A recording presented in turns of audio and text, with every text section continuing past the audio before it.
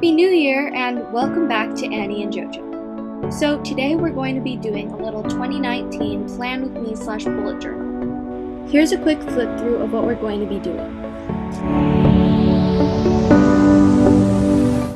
Previously, I did a 2018 bullet journal too, so here's a quick flip through of that. It wasn't the greatest quality, and that's something I wanted to work on for my 2019.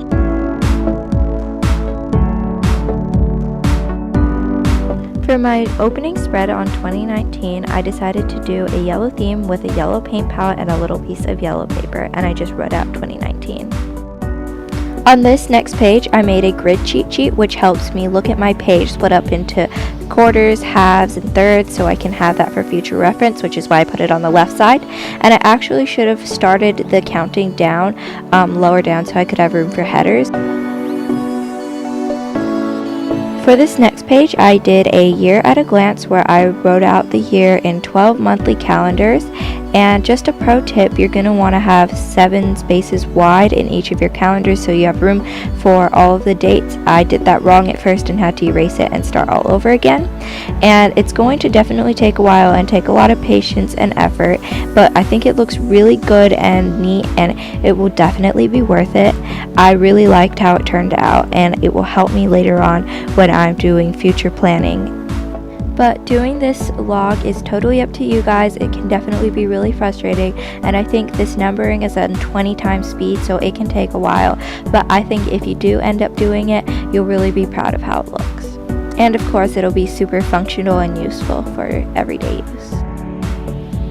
So something that you'll see as I start to flip is that there's a lot of bleed through on my pages because the journal that I bought, which I bought online just for super cheap, had really thin pages. So that's something you'll definitely want to look out for when you're buying journals. You don't want to have that bleed through.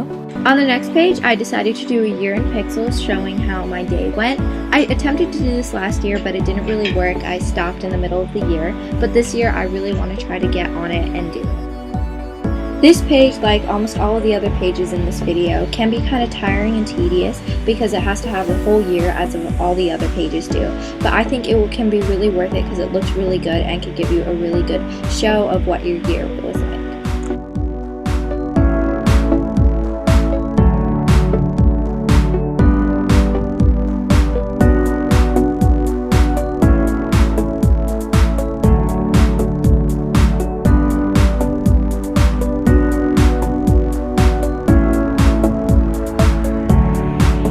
This next journal page I did was a 2019 resolutions. I just wrote that out and then wrote little boxes that I could check off so I can write my goals for later on in the year. So as I think that my first resolution is going to be to read 50 books this year, it makes sense that my next page is the books that I read.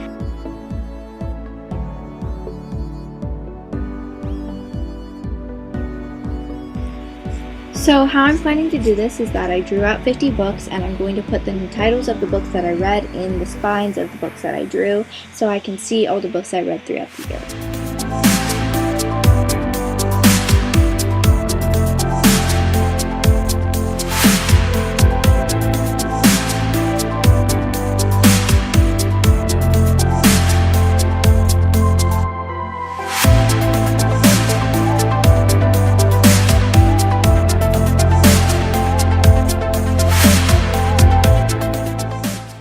So because I had just finished doing the books I read, the obvious thing to do next was to do the movies and shows I'd watched.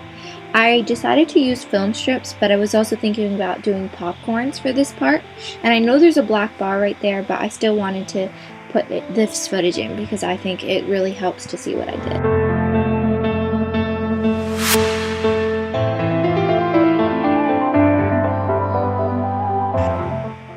My final pages for the yearly spread was an year in Polaroids. I saw this on a YouTube video and I decided I wanted to implement it myself because I don't use my camera very much and I wanted to use it more. So I'm just doing a different Polaroid for each month and I'm going to paste them into my journal. Thank you guys so much for watching this video. We would really appreciate it if you guys could hit that subscribe button for Annie and JoJo and like this video. And if you have any questions, comment them below. Thank you so much.